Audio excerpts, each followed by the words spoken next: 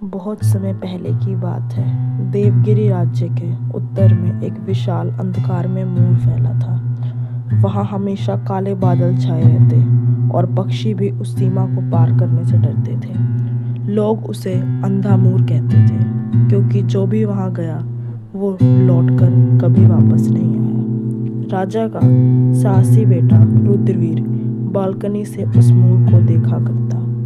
दादी की चेतावनी के बाद भी उसने ठान लिया वह उस मूर के रहस्य को उजागर करके रहेगा।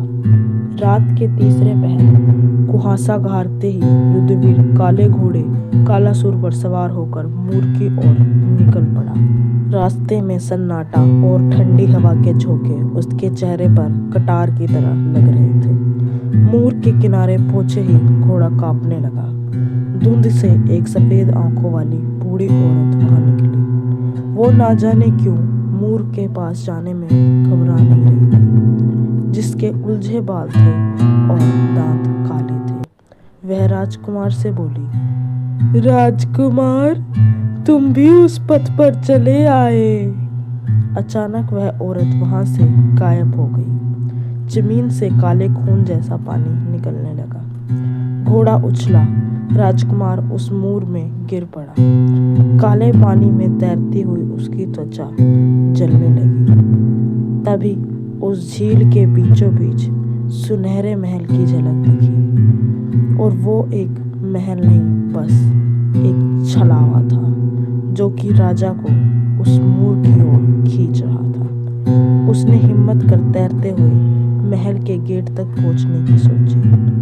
विशाल नरकंकाल पहरेदार उस गेट पर खड़े थे। महल के अंदर दीवारों पर कटे हुए सिरों की मालाएं लगी हुई थी। हर खुली आंखें उसे घूर रही थी। सिंहासन पर बैठी थी एक युवती मृत मांस की गंध फैला रही थी। मैं इस मूर की शापित राजकुमारी हूँ। जो भी मुझे दिखता है उसे मेरी भूख मिटाने के लिए मरना पड़ता है।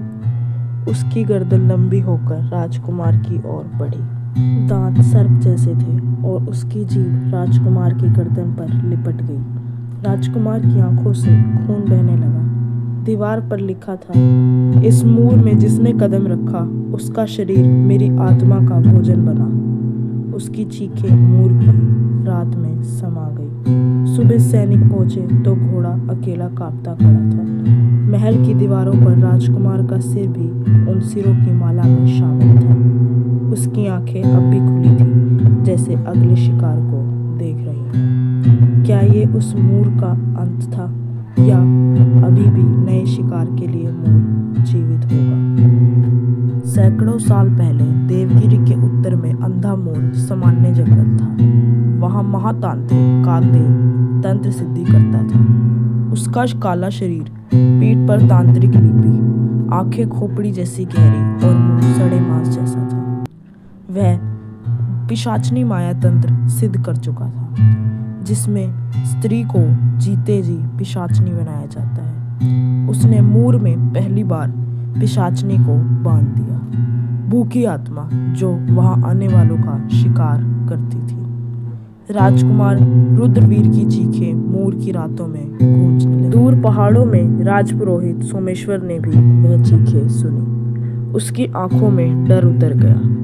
राजा ने सोमेश्वर को बुलाया। पुरोहित ने कांपते हुए कहा, महाराज, मूर जाग चुका है। अगर वह बंद नहीं किया तो राज्य पिशाचनी की भूख का शिकार बनेगा। रात में मूर के बीच दरारें आई। कीचड़ से काला हाथ बाहर निकला। फिर कालदेव उठा। उसकी आंखें अंगारों जैसी चमक रही थी। सरपंच की बेटी रंजना खेत में गई। धुंध से तांत्रिक निकला। उसके मुंह से काला धुआं और लाल रोशनी निकल रही थी। उसने रंजना का गला पकड़ा और खून पीना शुरू किया। कालदेव ने महल के खंडर में शव लाकर तांत्रिक यज्ञ मंडल बनाया। उसने राजकुमार रुद्रवीर की आत्मा को भी खींच लिया। मंत्रों से दीवारें कांपने लगी। मंत्रों के बाद काला धुआं धार पर छाई निकली। पिशाचनी की लाल जलती आंखें, बड़ा मुंह, लंबे हवा बाल और पिशाचनी बोली, तूने मुझे जगाया, अब अब क्या चाहता है? वह तांत्रिक बोला, तेरा ही रक्त यज्ञ से मेरी अमरता सुनिश्चित होगी। पिशाचनी ने उसकी गर्दन पकड़ते हुए कहा, तू शुरू कर, मैं भूख से पागल हूँ। पिशाचनी ने गांव पर हमला किया। उसकी लाल आंखें और लंबे हाथों ने औरतों और बच्चों को निगलना शुरू किया। तांत्रिक के मंत्र से भागते लोग मरने लगे। खून भाप बनकर उड़ने लगा। सोमेश्वर ने रक्षा मंडल बनाया। तांत्रिक उसके पीछे आ खड़ा हुआ। पिशाचनी भी प्रकट हुई। सोमेश्वर ने मंत्र पढ़कर आग का गोला फेंका। पिशाचनी के शरीर से धुएं के सांप निकले। तांत्रिक ने मरे हुए जिंदा कर सोमेश्वर पर छोड़े। सोमेश्वर ने अंतिम मंत्र पढ़ा। आग की ज्वाला उठी। पिशाचनी की आंखों से आंसू निकले। मैं भी कभी इंसान थी। सुबह मूर शांत था। सोमेश्वर ने कहा, यह पिशाचनी कभी खत्म नहीं होगी। हर 100 साल में तांत्रिक उसे फिर जगा देगा। यह जगह इतने डरावनी थी कि लोग मूर की जगह वहां का नाम सुनकर भी कांप उठते। कहते हैं वहां हवा भी सांस लेकर नहीं निकलती थी। वहां से बच पाना किसी के लिए भी संभव नहीं था। वहां रहती थी पिशाचनी धूमकाया, जो किसी तांत्रिक की नहीं बल्कि राक्षसी कुल की थी। उसका श्राप था, वह कभी भी इंसानी शरीर नहीं ले सकती थी। वह आधी औरत आधा पिशाच थी। उसका चेहरा इंसानी, लेकिन मुंह से 2 फीट काली जीभ लटकती। आंखें लाल, बाल झाड़ियों जैसे बिखरे और हाथ के पंजे लोहे के बने हुए। घने जंगलों में कोई चांदनी नहीं उतरती थी। उस रात धूमकाया ने अपनी नींद तोड़ी। उसने कई दिनों से इंसानी खून नहीं पिया था। उसकी आंखें भूख से और ज्यादा लाल दिखने लगी। उसने अपनी जीभ बाहर निकाली, जिसमें सूखी खून की परतें जमी थी। उसकी नाक में सूखी हड्डियों की बालियां थी। उसने रात की हवा को सूंघा और कहा, किस्मत वालों, आज तुम्हारा खून मेरा होगा। भीलपुर से सटे गांव राजपुर में सुबह लोग जागे तो देखा 3 घर के लोग मरे पड़े थे। उनकी गर्दन पर बड़े बड़े पंजों के निशान थे। आंखें बाहर निकली थी और शरीर से खून गायब था। सिपाही दौड़ा। उन्होंने देखा दीवार पर खून से लिखा था, ये तो बस शुरुआत है। देवगिरी में एक और तांत्रिक था, कामनाथ। उसका मुंह काला, आंखें पीली, माथे पर उल्टा त्रिशूल और काले नाग का तावीज। उसने सुना कि पिशाचनी धूमकाया जाग गई है। उसने कहा, अगर उसका रक्त मैं पी लूं तो मुझे कोई तांत्रिक नहीं हरा सकता।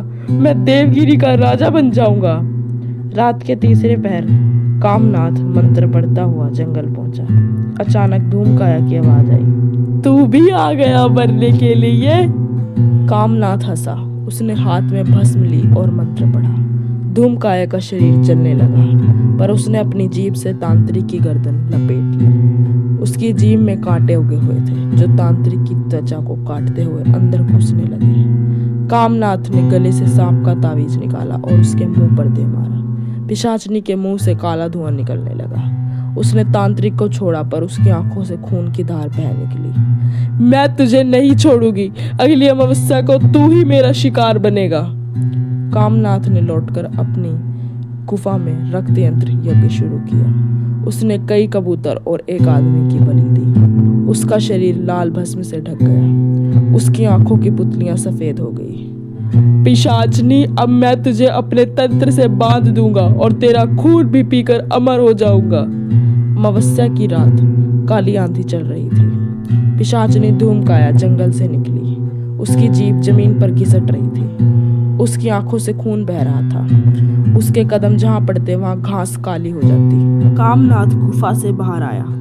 उसके पीछे भूतों की सेना थी, जिनके आंखों में जहर था। कामनाथ ने अंतिम मंत्र पढ़ा। उसकी हथेली से आग की लहरें निकली। धूमकाया की खाल जलने लगी, पर उसने अपने लोहे जैसे पंजे तांत्रिक के सीने में घुसेड़ दिए। तांत्रिक के मुंह से खून की धार निकली और बोली, अब तेरा तंत्र कुछ नहीं कर सकता। तभी तांत्रिक के शरीर में से सैकड़ों काले सांप निकले और पिशाचनी के शरीर में घुस गए। उसकी चीख से पूरा जंगल कांप उठा। उसका शरीर झड़ने लगा। उसकी खोपड़ी अलग होकर जमीन पर गिरी और मुंह हंसने लगा और वह बोली, ये मेरा अंत नहीं है, मैं वापस आऊंगी। सुबह गांव वाले जंगल गए तो वहां सिर्फ हड्डियों का ढेर पड़ा था, पर उसकी खोपड़ी अब भी वहां हंस रही थी। उसकी खाली आंखों से काली पानी बह रहा था। मैं मरूंगी नहीं, अगले 100 सालों में फिर लौटूंगी। क्या यह पिशाचनी का अंत था या फिर उससे भी भयानक शुरुआत इंतजार? 100 साल बीत गए थे। धूमकाया की हंसती हुई खोपड़ी, जिसे लोग झाड़ियों में छोड़ आए थे, अब मिट्टी के नीचे दब चुकी थी। पर उसका श्राप, उसकी भूख, उसकी आत्मा अब भी जीवित थी। भीलपुर गांव से 3 कोस दूर एक प्राचीन तालाब था, जिसमें कभी पानी नहीं सूखता था। गांव के बुजुर्ग कहते, ये पानी नहीं, रक्त का तालाब है, जिसे धूमकाया ने मरे हुए लोगों के खून से बनाया है। इसमें मरे हुए तांत्रिकों का खून बहता है। जो कोई यहाँ स्नान करता है, उसका शरीर शुद्ध तो हो जाता है, पर आत्मा अपवित्र हो जाती है। एक रात अमावस्या के दिन उस तालाब में बुलबुले उठने लगे। पानी लाल होने लगा। अचानक एक काली जीभ तालाब से बाहर निकली, फिर 2 जलती आंखें। मिट्टी फटने लगी और धूमकाया का कंकाल बाहर आया। उसकी हड्डियों पर मांस उगने लगा, उसकी जीभ और लंबी हो गई। मैं लौट आई हूँ। देवगिरी के तांत्रिकों की महासभा चल रही थी। सभी लोग कालदेव की गुफा में इकट्ठे थे। अचानक उनकी भस्में काली पड़ने लगी, मंत्रों की आवाज लड़खड़ाने लगी। तभी महातांत्रिक महाकालदेव बोले, धूमकाया लौट आई है। उसने लौटने का मतलब यज्ञ, वह हम सबकी शाओं में चुरा सकती है। रुद्रमुनि रात में शमशान में तंत्र कर रहा था। तभी धूमकाया हवा में उड़ी और उसके सामने उतरी। उसकी लाल आंखों की रोशनी से तांत्रिक का पूरा शरीर दिखाई दिया। रुद्रमुनि बोला, पिशाचनी, मैं तुझे बांध सकता हूँ, रुक जा। धूमकाया ने अपनी जीभ उसके मुंह में घुसेड़ दी। जीभ के कांटों से उसकी जुबान फट गई, खून धार भरकर निकला। उसने पूरा खून पी लिया। तांत्रिक की आंखें सफेद होकर बाहर निकल गई।